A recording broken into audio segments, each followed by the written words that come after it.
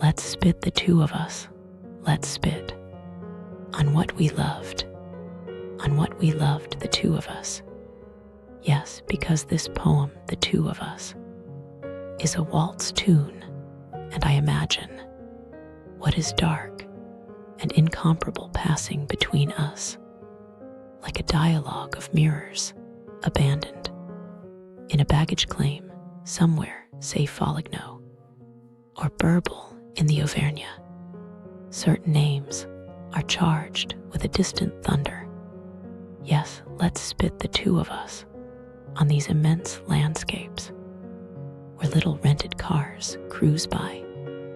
Yes, because something must still, something reconcile us. Yes, let's spit, the two of us. It's a waltz, a kind of convenient sob. Let's spit tiny automobiles. Let's spit, that's an order. A waltz of mirrors, a dialogue in a void. Listen to these immense landscapes where the wind cries over what we loved.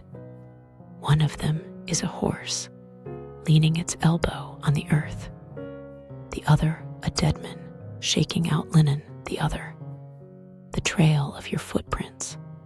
I remember a deserted village on the shoulder of a scorched mountain.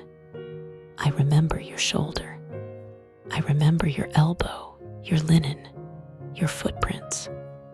I remember a town where there was no horse. I remember your look, which scorched my deserted heart, a dead Mazeba, whom a horse carries away like that day on the mountain. Drunkenness sped my run through the martyred oaks, which bled prophetically while day.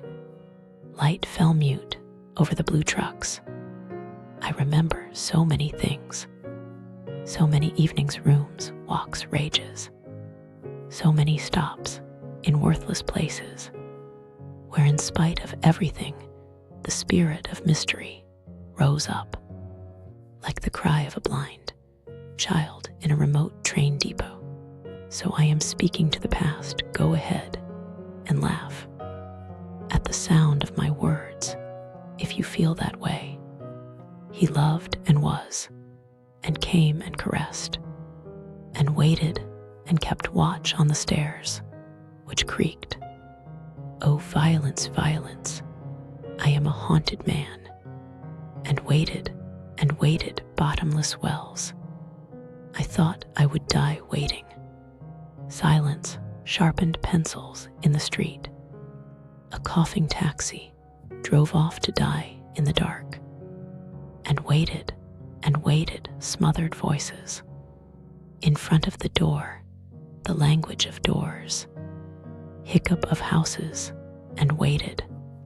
One after another, familiar objects took on, and waited the ghost-like look, and waited of convicts, and waited, goddamn, escaped from a prison of half-light, and suddenly, no, stupid, no, idiot, the shoe crushed the nap of the rug.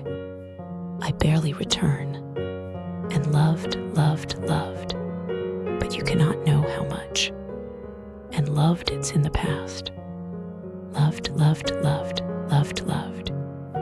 Oh, violence, it's nothing but a joke to those who talk as if love were the story of a fling. Shit on all that pretense. Do you know when it truly becomes a story? Love, you know, when every breath turns into a tragedy, when even the day's colors are laughable, ere a shadow and shade a name thrown out, that everything burns, and you know deep down, that everything burns, and you know deep down, that everything burns, and you say, let everything burn, and the sky is the taste of scattered sand.